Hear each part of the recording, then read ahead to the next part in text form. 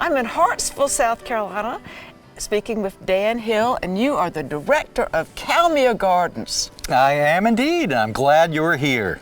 And this area, which is a wonderful place to come to, you have the Hart House, which is from the 1730s, and a beautiful upland area here that's just planted with all kinds of things. And how did Kalmia Gardens come into existence? Well, Kalmia Gardens has been through many families, and it ended up finally with the Hart family and the Coker family, and Miss May actually started the gardens, and she started it in the Great Depression, and people called it Miss May's Folly. This area had gone into disrepair and had become a dump site, and people referred to it as Miss May's Folly because this lady was going to build a garden on a dump site. But she did, and I know I get your newsletters and it tells me what's in bloom or has beautiful color, all the things to look for when you come. And of course, you're open every day of the year and it's free. We are. She wanted it to be an open garden, an open green space for people to come, explore, and learn about nature. And that's exactly what we do. And of course, right when you get here, you see this incredible beech tree, and then you've got a sycamore that just knocks your socks off. But if you walk back from the house, you come to a place that is just so incredibly special, and it's got a wonderful way back history to it. So tell me what we are looking at as we stand here on this observation deck. We are looking at ancient geology, basically. In the PD region where we are, we're pretty much flat as a pancake. There's not much topography, not much change in elevation. But here we have topography. We have change in elevation. We have this 60-foot bluff that drops down to Black Creek. And that bluff enables our namesake, Kalmia latifolia, mountain laurel, to grow. It's a north-facing bluff. The temperature's just right. So it enables this plant to have a special area where it can grow and flourish. Well, and we have Kalmia latifolia all over the state. I mean, it's called mountain laurel, but we have it at Fort Jackson on deep sands. I mean, it's stunning, the adaptability of this plant. But you said that the ones here have a very special history. They're not like the ones in the rest of the state necessarily.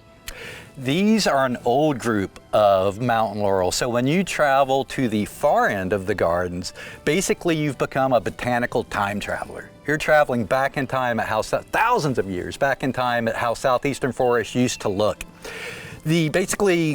When the glaciers came down, they stopped at Pennsylvania. That big climatic change forced northern species southward.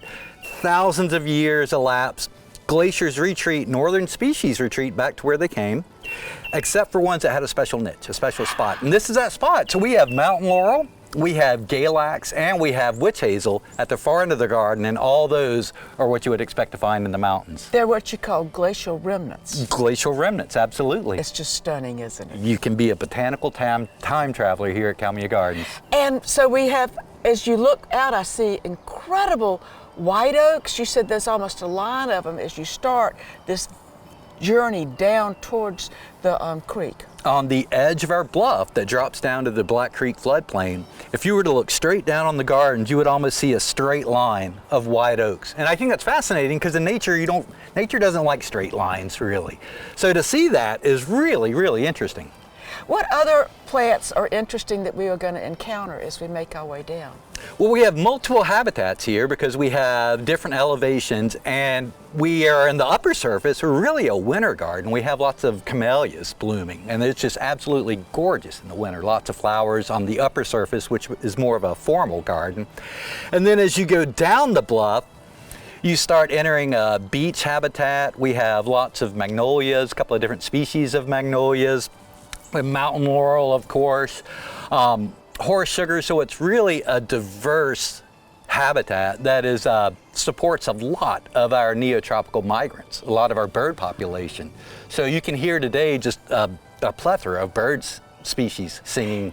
And y'all have put in a way to make it accessible for people who can do stairs to get all the way down to the bottom. Right. Dr. George Sawyer, the garden's first director, put in a set of stairs going down the 60-foot bluff, so it's a lot easier than traversing just raw dirt, you know. And he did that with the help of AmeriCorps volunteers. That's a pretty nice story. And then Black Creek itself is kind of a beautiful body of water. I love blackwater ecosystems. I'm from the Southeast. I've done a lot of traveling, and when I travel, I really miss that blackwater ecosystem that's unique to home to the Southeast where we are. And what gives the water that color? That's a really neat story. It's the needles off the conifers. It's the tannins that are in the bald cypress, the pond cypress, and some of the pond pines.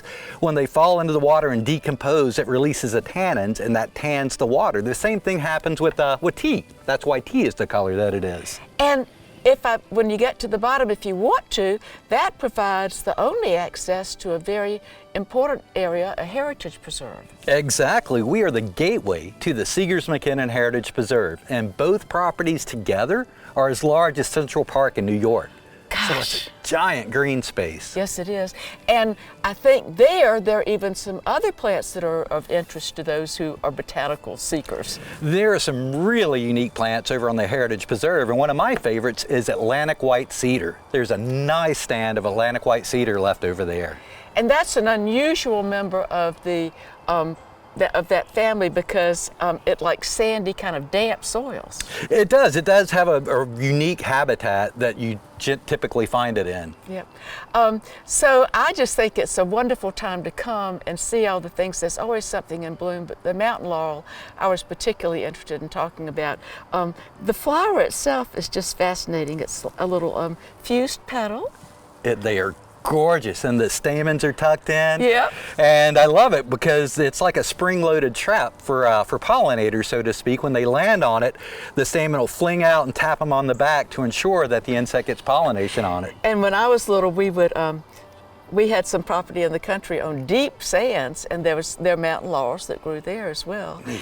And because it is a very diverse plant to find around the state, and if you held it upside down, it kind of looked like ballet dancers. Oh, absolutely! Yeah, I love to see it on Black Creek too. It reminds me of something out of a painting. You know, it's just a white on the dark. What a beautiful contrast. And then here, I think y'all brought in some hybrids and kind of specialized cultivars, so that when people are in the flat area, they can see some of the different colors that have been produced. It can be very varied.